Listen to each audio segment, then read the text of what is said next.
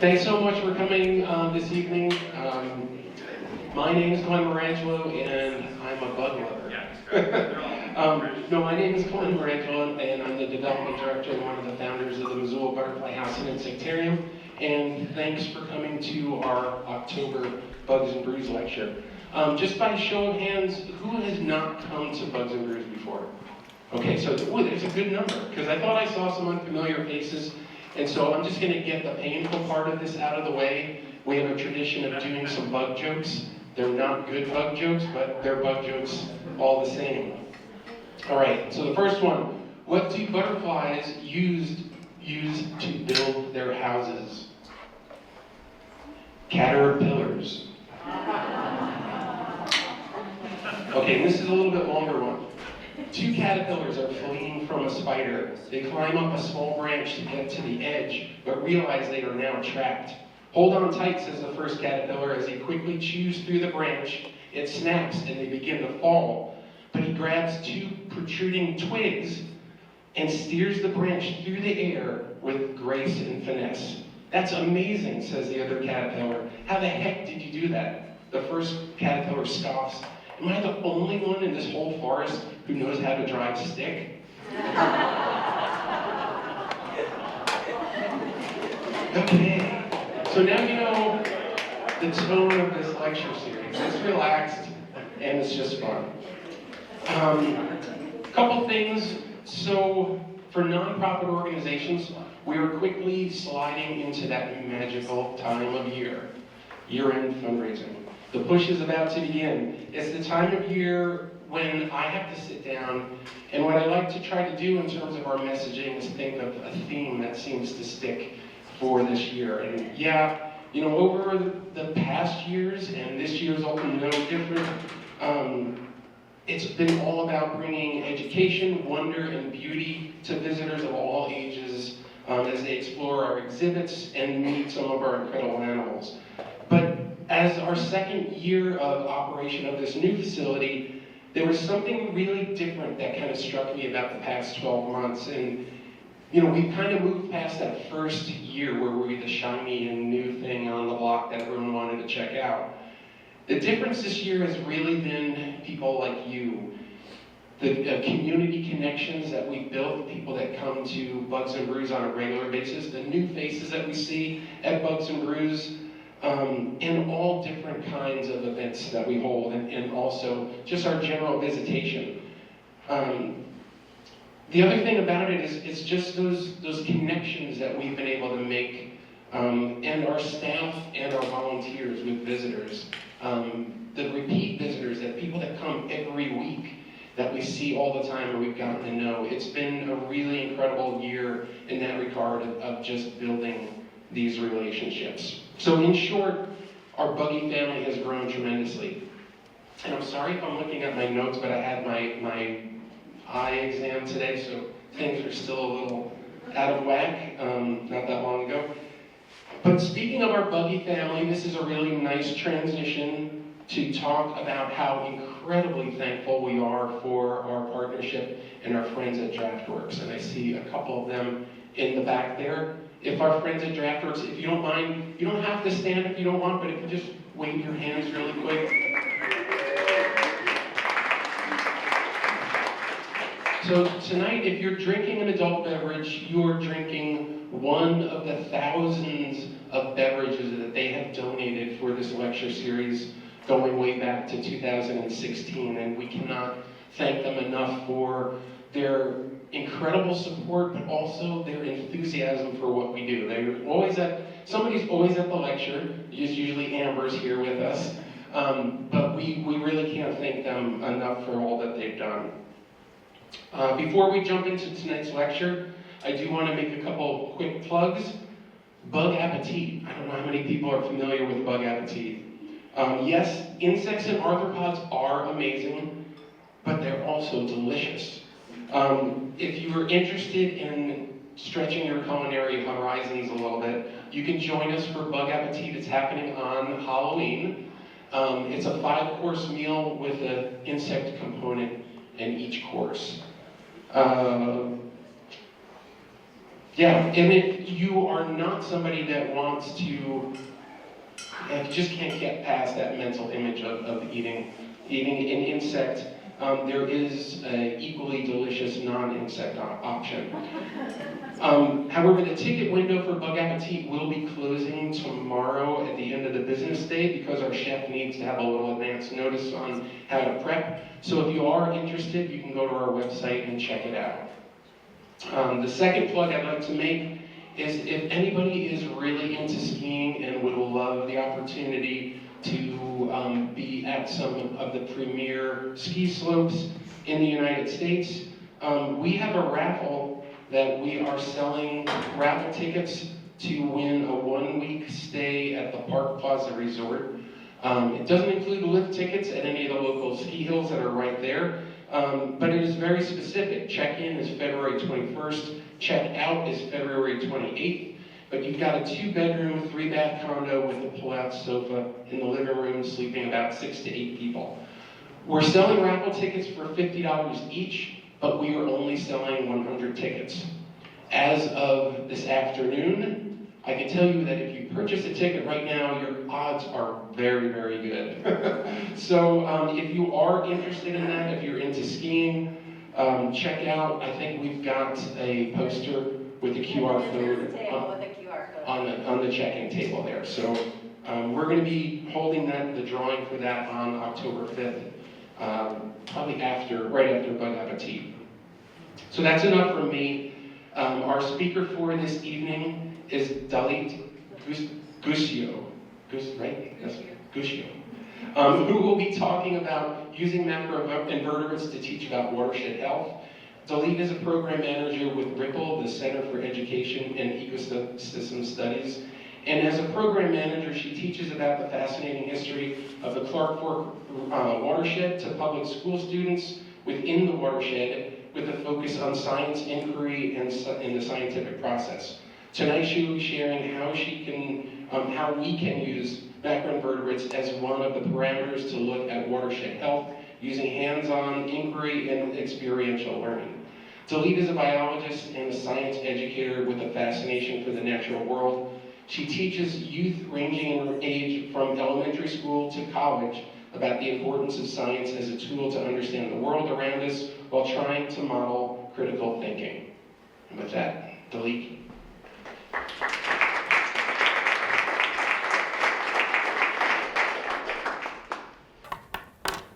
Hi, everyone. Is it working? Can you guys hear me? It might need to go up higher. Like, I really like mics. Not. How's that? Oh, dang, you guys. Right, maybe right on the collar. How's this? Okay. Here, Glenn's gonna. You'll do it? I can bump it a tiny bit. Thanks for coming.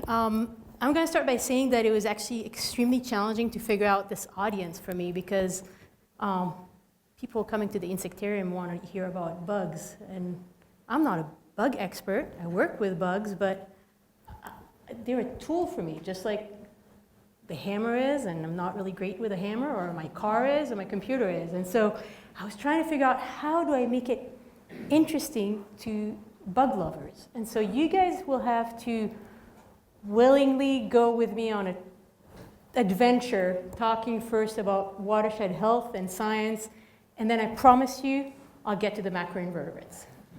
So first of all, Ripple.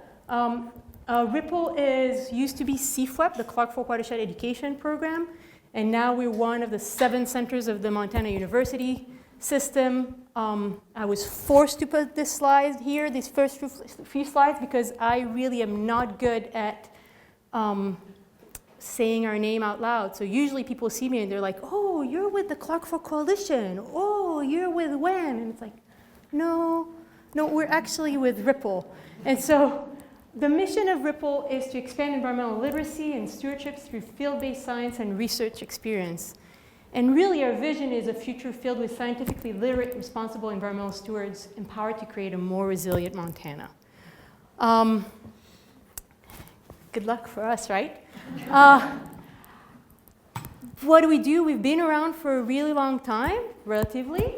But we've served over, at this point that number is more than that, but over 80,000 students, 1,000 teachers that were trained in Montana, many contact hours, and over more than 50 communities. And so the yellow dots is where you can see us. We've gone to all the corners of the state, but we're most focused on the Clark Form Watershed. I'm going to be focusing on what I do in Missoula, specifically relating to the macroinvertebrates. So in general, we work in all of Missoula County Public School elementary schools. So every fifth graders in Missoula County Public Schools see us for a program 12 hours, so 5 lectures of 60 minutes and then a full field trip. We also see all 7th graders in the middle schools in Missoula County Public Schools with a program that is can be a standalone, but it's just beautiful to see these kids being able to take what they learned here with us and build on it in middle school. And then just this year, we started a high school program in the summer that is less of an equitable program, but more like, oh, you're interested in science? You want to try to taste a little bit of it? Come work with us in the summer. And we started a student science program. And I learned that the hardest part about that is having high school kids that committed to this to actually show up.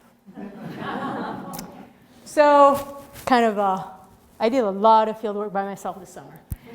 Anyway, so I'm going to be focusing on what we're doing with the 5th graders in Missoula County Public School. But before we do that, I'm going to ask you guys all, yes, to get your cell phone out and scan the QR code or go straight to menti.com and use that code and tell me what are the first 2 words that come up in your mind when you hear the word macroinvertebrates.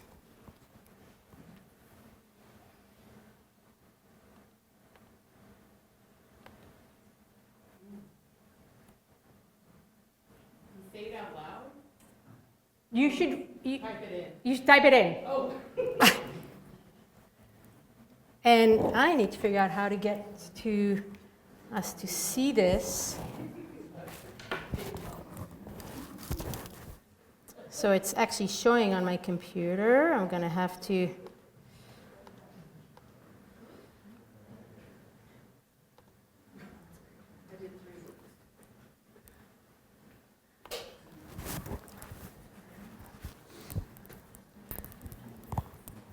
water bug.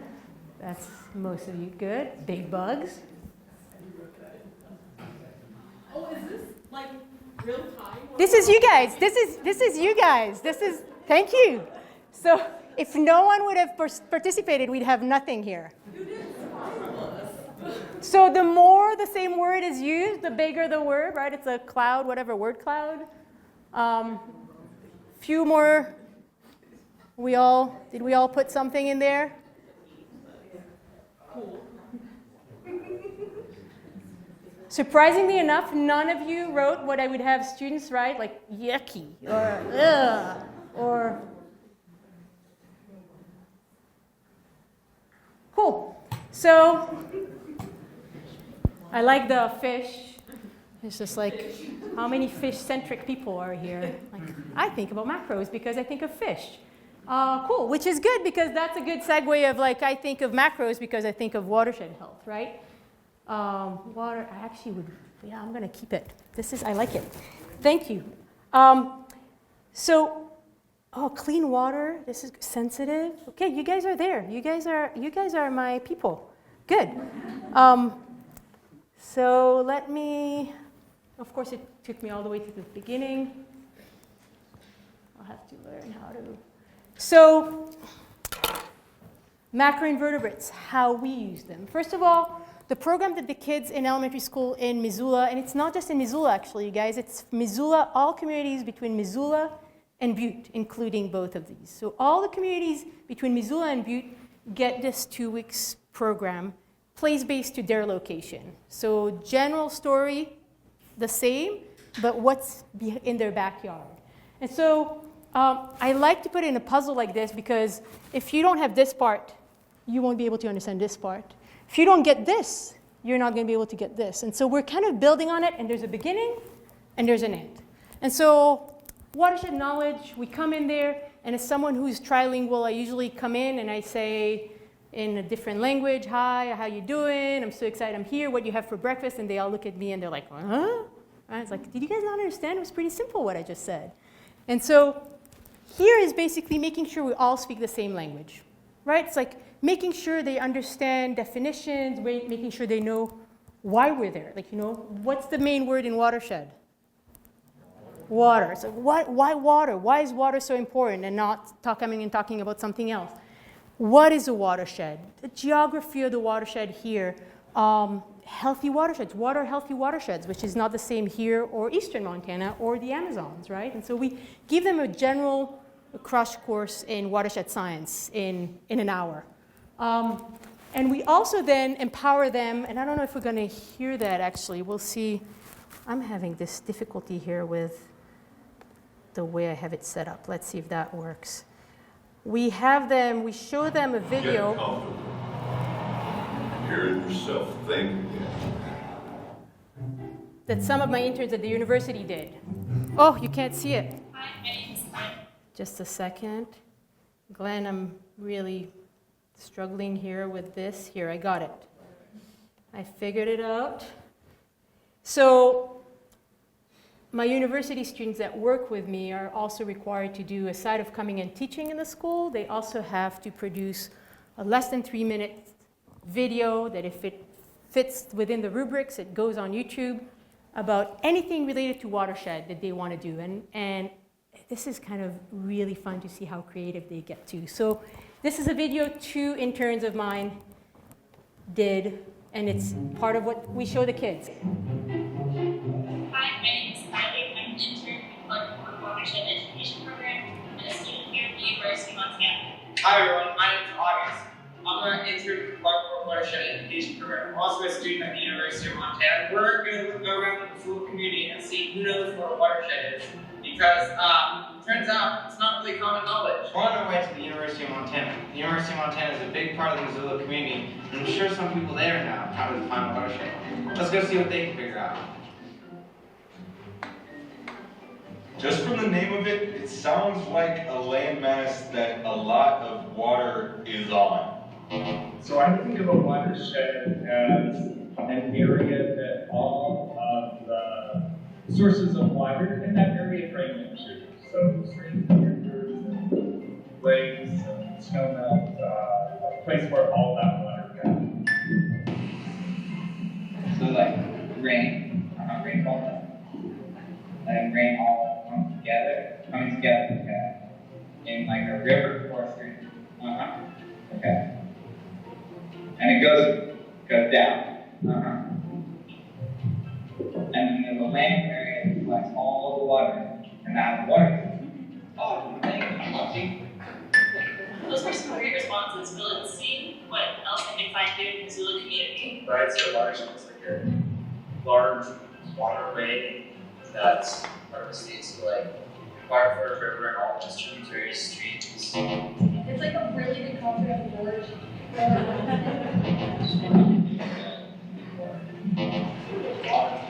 metaphor of the groundbreaking moment. Body of water, Would it be a lake, or a river, or an aquifer? All of the land area into a single, like creek. All right, so we've asked around, and now I'm going to ask one of our old C-Web interns, Jonathan, what is a watershed?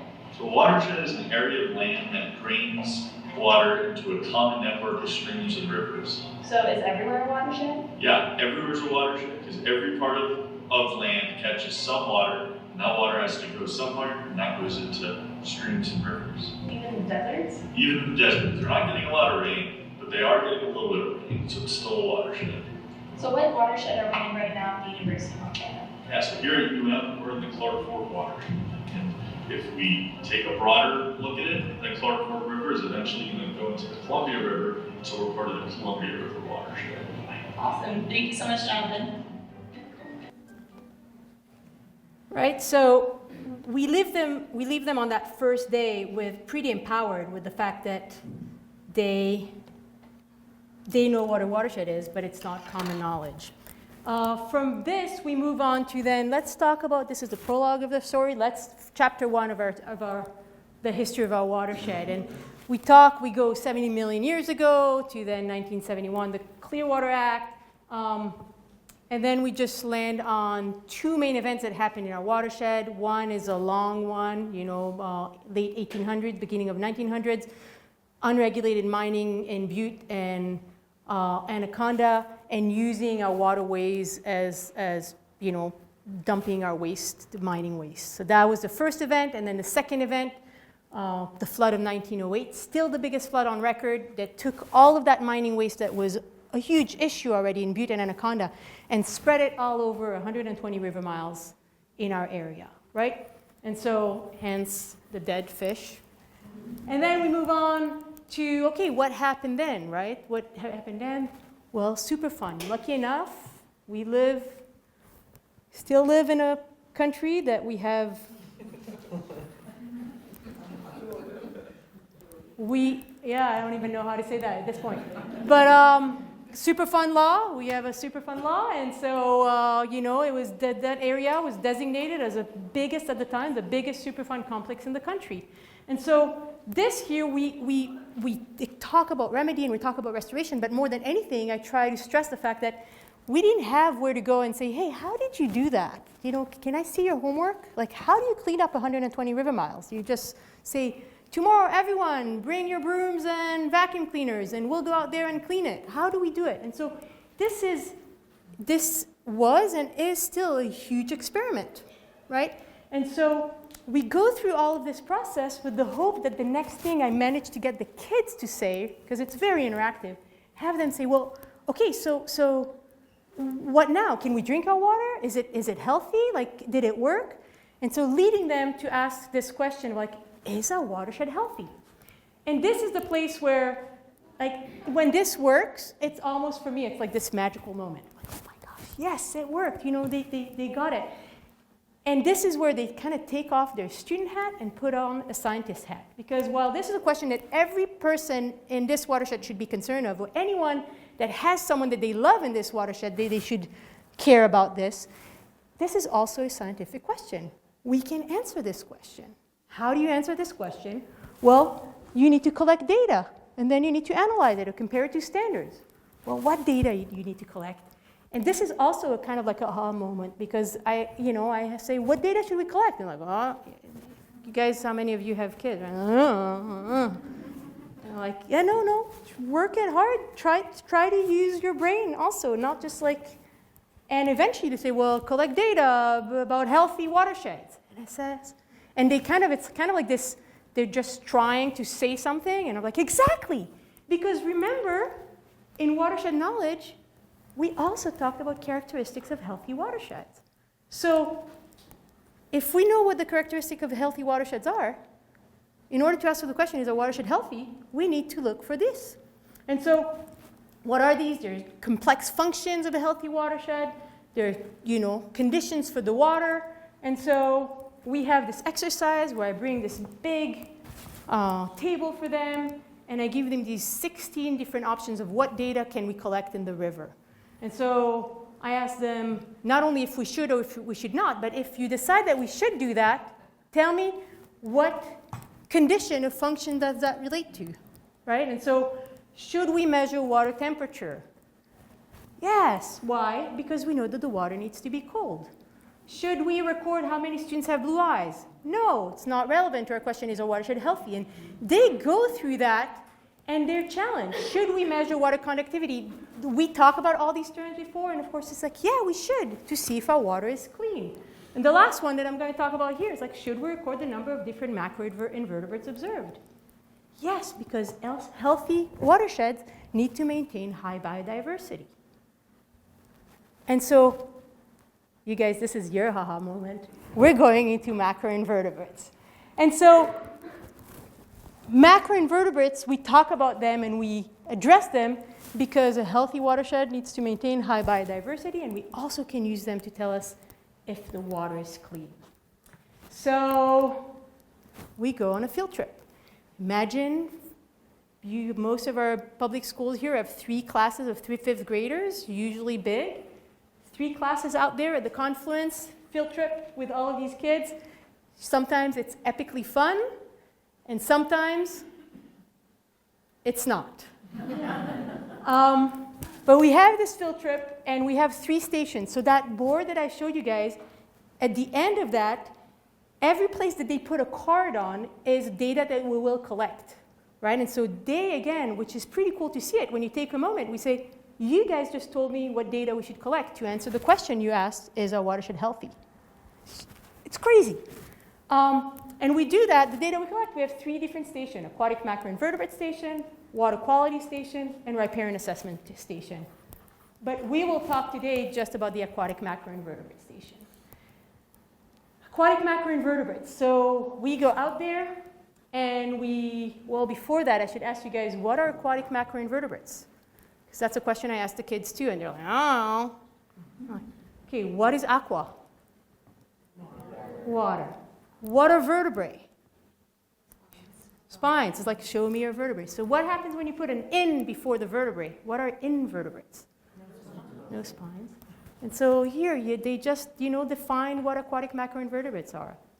Aquatic macroinvertebrates are big enough to see with your naked eye, animal without a backbone, that live at least part of their time in water. Bang. You don't have to go and Google it or ask Siri. And then we give them tubs like this. We get to the water, we collect the macros before, and we give them this. And the first thing they do, right, it's like, so maintain high biodiversity. It would be enough for them to come and say, I see this, I see, right? You can identify the different one you have and just count how many different macros you have.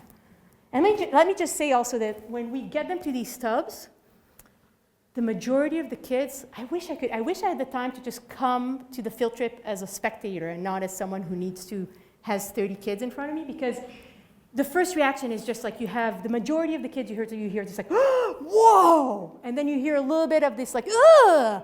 But it's cool to see because you get a reaction. You don't get that reaction when we go and do the riparian assessment station, right? It gets to these kids at a different part of their brain. And so they can count, to be able to answer, the concept of does it maintain high biodiversity? They can go through this and count them. But macroinvertebrates are also bioindicators. And so the mayfly, stonefly, and caddisfly larvae, they're pollution intolerant, right? The IN before the vertebrate intolerant, they can figure that out. The black fly larva, midgefly larva, and the leeches are pollution tolerant. Didn't say pollution lovers, I said pollution tolerant. So I asked them, if we go to the river and we see a bunch of all of these, what does it tell you about the water? It's good, right? It's pretty healthy. If we go to the river and we see none of these and only these guys, what does it tell us about a river? It's impacted by pollution, right? In order to do this, they actually need to sort them, right? They need to be able to sort them and based on these different characteristics, because this is probably not the same as this thing, right? And so on and so on. So they go on to sorting, and this is another really fun thing, because I give them a plastic spoon, and some of them are very excited to get the plastic spoon from me, and some of them are like, no, thank you. No, thank you. It's like, just have the spoon, just hold it. And eventually, they all have their hands, and the vast majority have their hands. Statistically, I could say all of them, because they're all in there trying to grab the macros. So they do that, they sort them like this, and once they sort them, they need to identify them, because we need to figure out how tolerant they are to pollution. And so we use the dichotomous key. How many of you have seen this thing before? Okay, a few of you. We're going to do an exercise. We're going to learn how to use the dichotomous key. And so we have, Caroline, we have the keys. Thank you. If you guys can pass around. I don't know if I have enough for one for each, but I have plenty. And I can help you also. But the dichotomous key, the way I think of it, Actually, it's fun that you guys are here because with the kids, when I tell them, you got it. When I ask them, Carolyn, do you want to do that? Thank you so much. How many of you used to read the Choose Your Own Adventure books? Okay, I was like, I loved it. The kids at this point, 5th graders have no idea what that is. They kind of look at me kind of like, what? Right?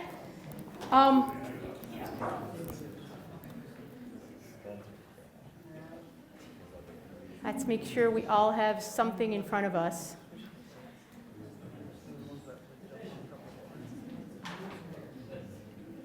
So the dichotomous key is basically an extremely simplified field guide. And it doesn't go down to the species, it goes to general groups. And the concept of like the choose your own adventure story is that you always start from the top and you follow these lines. And every horizontal line has different options that you have to answer. That's the choose your own adventure books. And so as you can see, the first set of options is shells and no shells. Can you guys all see that? Okay, so I'm going to put a macroinvertebrate in front of us. And let's try to identify it together.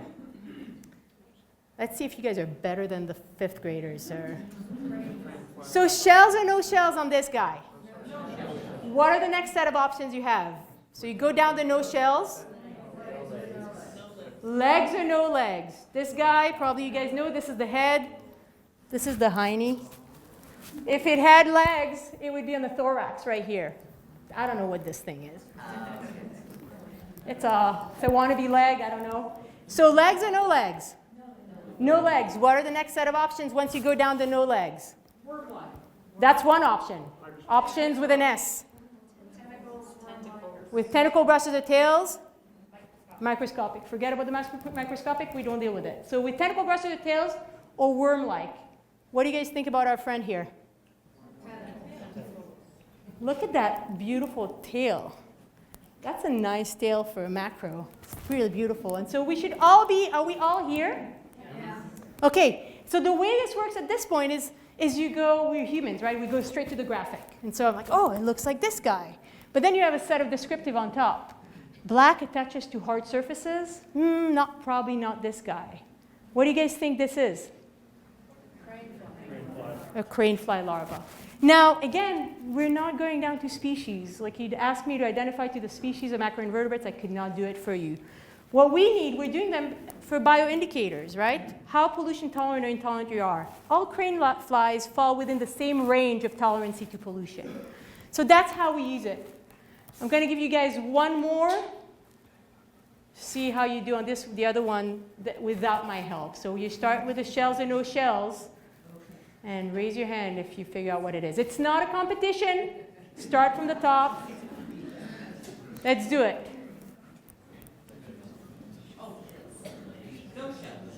Oh, no. It's not a competition, though. Did you go straight to the pictures?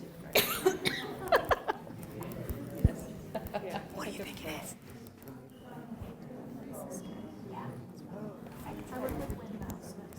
So awesome.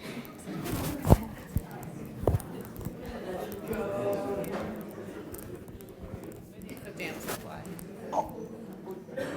So look at, I don't have my glasses. Look what it says here. Side view. Okay, so maybe. What do you two think? Yep, exactly. Look at all these youngin. Adair, what do you think? Yes. Do we all have something? I'm assuming that is a yes. What do you guys think it is? A mayfly. A mayfly. It is a mayfly. And so you guys saw how many options you have of mayflies, right? It's like I don't even know how many species of mayflies we have in the Clark Form Watershed. We have a lot of them, right? So, but the idea is like this is the one place where science actually makes sense. How many pairs of legs do we have? 3. How many tails do we have? 3. If you take that 3 and you put it upside down like this, what letter does it give you? M for? So in the field work when we collect macros, if it has 3 legs, 3 pairs of legs and 3 tails, it's 99.9% a mayfly. The kids get really challenged, right? Because for me, the critical thinking, the logical thinking is so important. I say that to them, okay, look at this, forget about your key. You have exactly this animal out there, but it's missing a leg and 1.5 tails. Can it still be a mayfly? Yeah. Sadly, I get a lot of like, no. And we have to talk about the fact that it's not that easy to live out there in the wild. You might have a fish that caught something or a rock that fell on you, right? But it's like, this is a place where we do a 60-minute lecture. It's really long. We have activities. When we get this out, you suddenly see some of these kids that they're not really following us with the lecture or not. They're on it. Like, I usually manage to draw kids that I don't see in our lectures. I don't see them engaging with me. I see them here. And usually it's like the boys are like, oh, when I go fishing with my dad, we blah, blah. So that's what they use. They learn how to use it before we go to the field. When we go to the field, then, right, all of these kids are around tubs collecting data. But we try to incorporate different ways of learning, of course, in the field. And the field is seriously, it can be a hit or miss. If we have a lot of parents chaperones that can help us guide them, it works great. Some days, some of these kids have bad days, and it destroys, it destroys it for all of us. But the idea for this field trip is that it's an academic field trip. It's not a day out in the. I love it that it's a day out in the sunshine when it is in the sunshine. But it is, without this, the program is not done. You can't answer your question.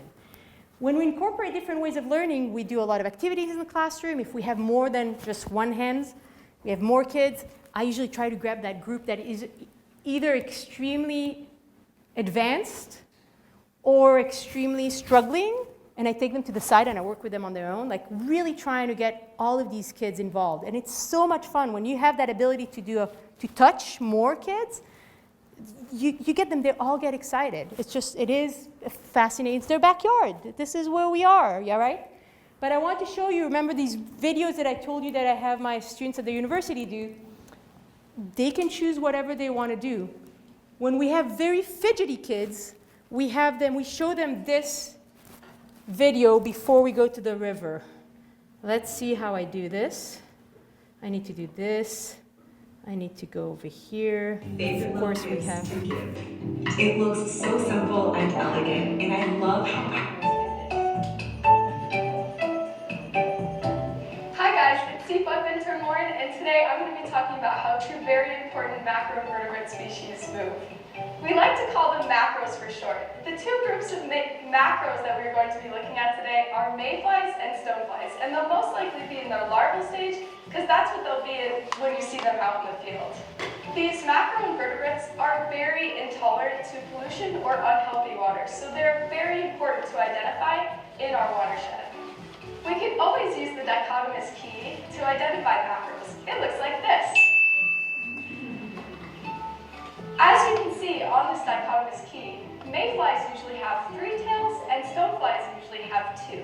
Mayflies and stoneflies usually also have different body shapes. Other than identifying mayflies and stoneflies off of their bodies and their tails, there's another great way to distinguish these two. Mayflies move in a very specific way. They swim in an up and down motion, like they're making an N.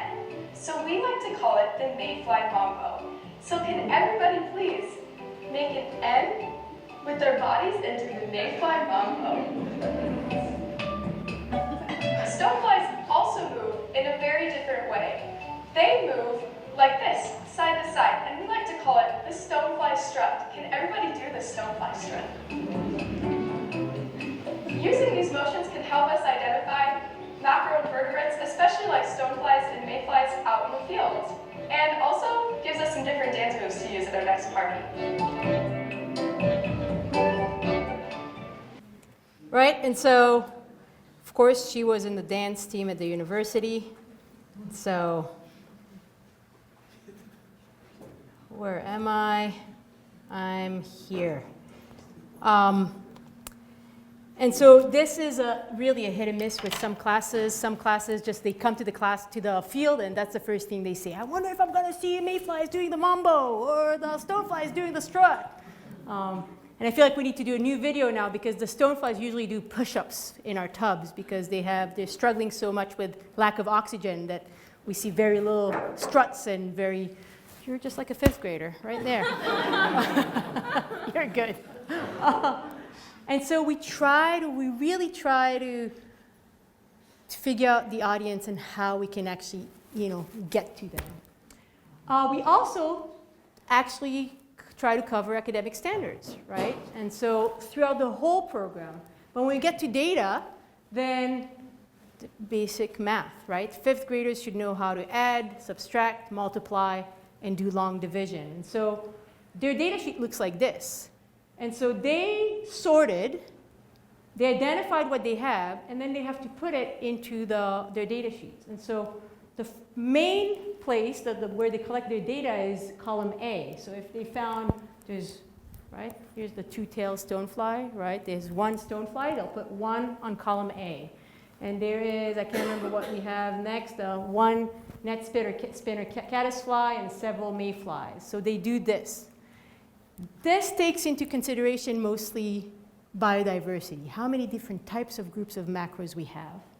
The second column is when we incorporate the tolerance to pollution. Low tolerance to pollution, small number. High tolerance to pollution, big numbers. Yes, that's what I want you to say. So you multiply column A by column B to get a C. And so 1 times 1 is 1, 6 times 2 is 12, 1 times 5 is 5. And then the last thing they have to do is they have to sum up, add up all the A's to D, all the C's to E, and then do the long division, which I would argue that COVID really did a hit on us. Pre-COVID, kids, when we see them, could do long division. We could get 2 decimal points. At this point, I get the phone out and help them. I sometimes try to say, well, 18 divided by 8 is going to be more than 2 or less than 2. And even that I get challenged with. And again, it's time consuming, but I hope we get back to getting at it. But 18 divided by 8 gives you a biotic index score. Numbers, right? It's like science is all about numbers. So we have the collecting data, but then we have to analyze that data. So they end up the field trip with these numbers. And then we come back to the classroom, and we have these tables we have them fill out. So for each in the station, again, aquatic macroinvertebrates, our parameter was the biotic index score. This is empty, so this is where we're at. We're getting a range from them, so I have the kids say, give me your number. Anyone got lower? And we get the lowest in the room, and then we get the highest in the room.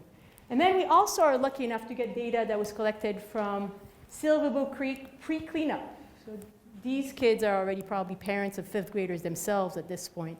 But this is data that they collected that we have them so they can compare, because they saw pictures of Silverbow Creek, we talked about it. And so then we compare it to standards. The standard for the biotic index for macros is this. And so 6.9 to 10 falls in the severely impacted. Just imagine what you had. These kids not only had creeks that were decimated, but they also had to do a lot of multiplication with big numbers. So they were really bummed out. Our 2.25 that we just got, right, we usually fall in here with our kids when they do. And as you might imagine, the data we collect with these kids is very lacking. It's time-wise, it's however much what they can catch. It's like we don't use this data for anything but the educational aspect of what you do in science. So that's what we do with these kids. And then they answer the question, is our watershed healthy? Is our watershed healthy based on your macros? Is our watershed healthy based on your apparent assessment? And then if they have by the end of the day, they're exhausted. But if they are still with me, engaged, we talk about what did we really do well and what could we do better to answer that question if we were real scientists doing it for publication and so on and so on. And sometimes there's really good answers that come out from these kids. So we're out there, right? There's 9 schools. We also do Bonner and Clinton, so we do 11 schools in our falls and in our springs, as you might imagine. So this is still like a gorgeous day. I'm still happy that I'm there. Sometimes we're there when you guys should talk to the Hawthorne teachers. There's one that's still around when we started it. We did, they wanted their field trip right before Thanksgiving. I said, I think it's a little too late. I suggest we maybe try to do it earlier because it might be a little cold. Kids are tough, they can do it. Okay. And so we go out there and we collect macros, and we're cold, and I'm usually cold, but I'm well dressed. I collect all the data, and then we go and get the kids, and we bring them over, and we do the review, and by the time we get to the macro station with the kids, I give them the plastic spoons, and I tell them explicitly, if you misbehave, and if I see a macro that loses a tail or uses a worm that's cut in half, you lose your spoon.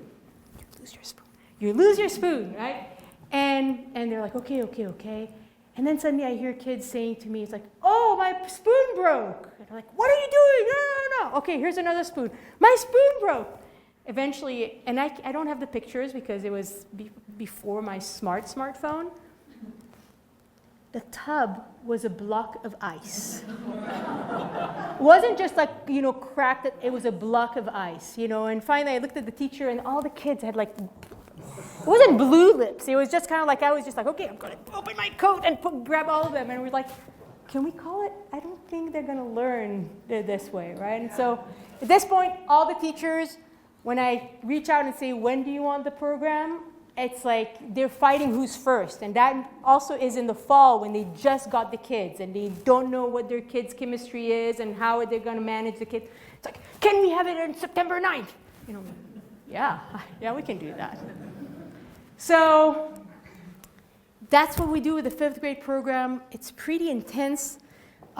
We did a pilot study with one of the college students where we went back, and that was during COVID. We went back to the 6th grader at the end in spring and reassessed. We do a little assessment with them to know knowledge before we go to the program and after we go to the program. And we reassessed them in 7th grade. And we were pretty amazed. It's like, I'm a scientist by profession, but I have a pretty good sense. This works.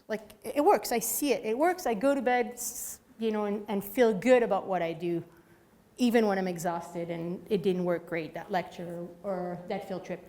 But I wanted to have some kind of assessment that would say that it works not just from my gut feeling, but really the data. And we found that a year later, right, spring of 6th grade, there's still 50% retention in knowledge, right? So they know what a watershed is. They know what Superfund is. They know what remedy and restoration is.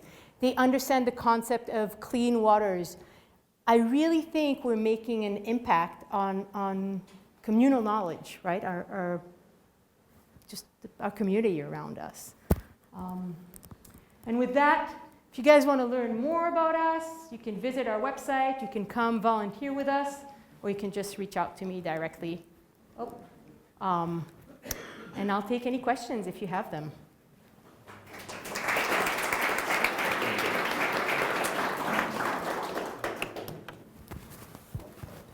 Yeah. Question.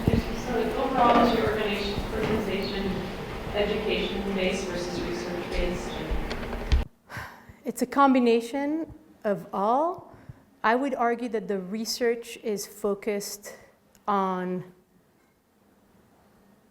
the education aspect. And so with the high school kids, with the pilot I just started, it's more of the research is valuable. Like this is, we're looking for something that would be easy monitoring for high school kids to do independently, right? It's the age where I want to do the things by myself. Kind of like back to the toddler age, really, but they're more capable. And then having data that is not collected in this watershed, because there's a lot of research that's done here, but is valuable to agencies and to the state. And so with 5th graders, it is all about exposing them. For me, when I bring in the college students to take this class, it's a 3-credit experiential class in school, at the university, I actually go and look for the kids from the natural sciences with the idea of whatever you're going to do afterwards. If you continue in academia, you're going to go to an agency, nonprofit, wherever you're going to go. If you cannot explain complex content to the general audience, then that's where we're at right now, right? We're screwed. Because then you have people saying, oh, I don't believe in science, which is like, actually, it's not a belief system. It's like you can say, I don't understand the science, or, I'm critical of the science, show me more data, and I would argue that this is all our fault. If we don't explain that, then, and so this is our attempt, right? We started with the 5th grade program, and I saw it was working great, but I felt like clearly we still see that as time goes by, somewhere in the K-12 system, we lose them, right? And so I was like, okay, we need to go back, right? And so 7th grade, I have like, do you guys remember? We talk about ospreys as another watershed health parameter there. And so, do you guys remember we talked about supermarket? Oh yeah, right? So it's another point of, if I could do an equitable program in high school, I would do it, but it's just at a certain point, one, it's funding, two, I just can't juggle it all. I just can't make that happen. So, yeah. Are there any trout left in above the settling ponds in Silver Bow Creek? My gosh, we should have the people from Butte over here to tell you about that.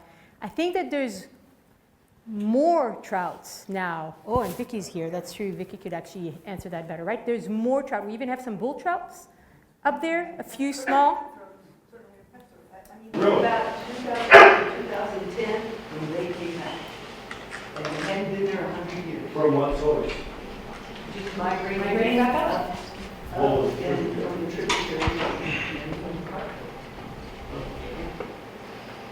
So even at the dam, where the dam used to be at the state park, we had no bull trout, and you can catch bull trout now, which is pretty crazy in a short time. Yeah. So does that mean that the Clark Form Watershed has been pretty healthy so far, or is it trending one way or the other? So first of all, you're right, based on that data, based on what I do with the 5th graders, we can't answer that question well. Actually, we can answer it really poorly. What's lacking, I think we're doing really well. So the research of it is that we're doing really well, and we're moving, the trend is upward, for sure, better. What we're not doing with these guys, and that's what I'm asking them to, that's what I asked the students to tell me, what is it that we didn't do, right? We're going to one location, one day, in the fall or in the spring with these kids. And so we're not this program cannot attest to it. But yeah, I think for the most part, it's better. Vicky? I was just going to add that there are professional biologists tracking the river. The river was getting better and better up until about the last 2 or 3 years. And with the hot summers, it's been going down. And so surprisingly enough, also as Vicky mentioned, the last 2 or 3 years, I have this really cool experience of going to the same spot in the river for many years, focusing on education, right? Focusing on having a good service to these kids, not about what I see. But there's a striking difference in what we collect in the river, especially in the fall. So the fall, the water is really low. The amount of worms that we catch, I rarely saw worms 5 years ago. Once the temperature went up, water is down, and the use of the Confluence Park is just, it's overwhelming. I see so many worms, and I also see snails, which I've never seen before there. And when I say I see snails, it's not like 1 or 2. It's like, oh, the most macros we have in this tub are snails. And that is really a striking difference in the past few years. And I don't know what snails they are. I don't know if they're... We hope they're not the bad ones. I know, that's all I can say. But I never have the time to, right? It's like, oh, I'll keep it. And then where am I going to take it? Oh, there's another school. It's just once we're in it, and the people here that are in the nonprofit world, it's just like you can't think about anything else. So every time I'm like, I should have kept. I didn't keep. Any other questions, you guys? Well, I hope you learned something. If you have any questions or you want to talk, please please feel free to reach out. Thank you.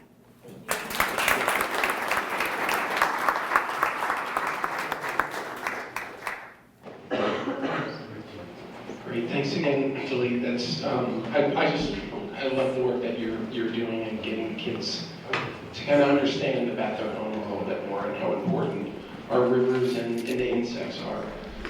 Next month, our November Bugs and Brews will actually be December 3rd, based on the availability of this room. There's always a lot going on. But December 3rd, and we'll hear from Dr. Scott Debnam. If you haven't seen Scott present before, it'll be nothing like this, because Scott has basically 0 slides and does this amazing presentation that just kind of evolves. You really have to see it to believe it. It's always really entertaining, always kind of funny with a sense of humor. But he'll be talking about Hymenoptera, probably largely honeybees, since that is his expertise, but also bumblebees and probably some wasps as well. So look for those tickets to probably go on sale within like the next couple of weeks, I guess. So thank you so much for coming this evening, and we'll hope to see you at the next one.